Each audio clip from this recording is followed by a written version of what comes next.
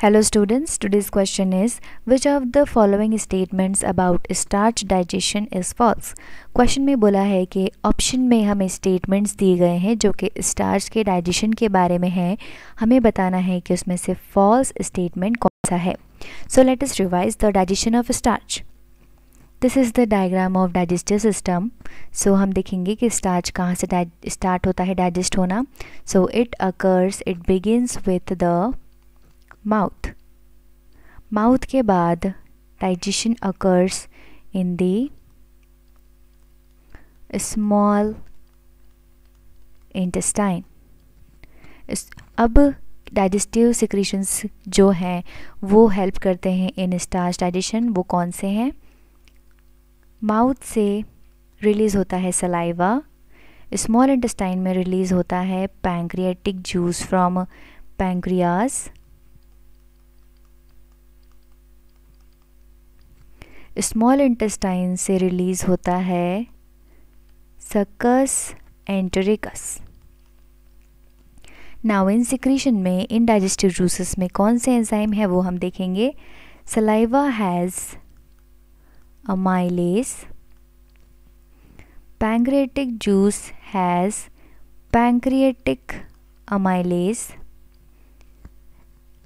अब दोनों अमाइलेज हैं, सो salivary amylase is called ptyalin and pancreatic amylase is called amylopsin.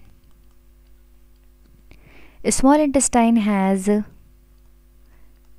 enzymes for starch digestion is the maltase, sucrase and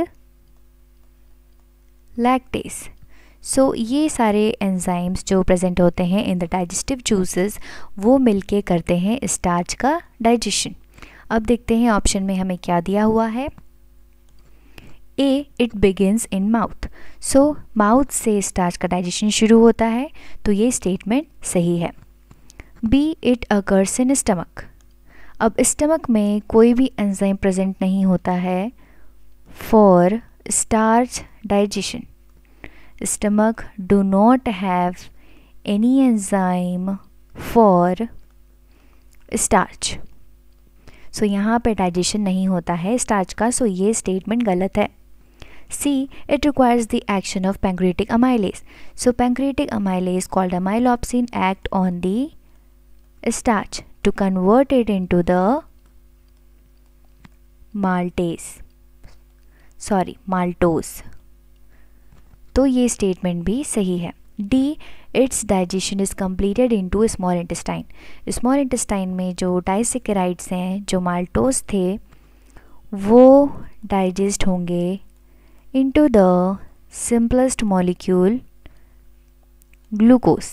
दो glucose के molecule में convert होगा maltose by the action of maltase, जो कि absorbable form है of the food in the body. So ये statement भी सही है।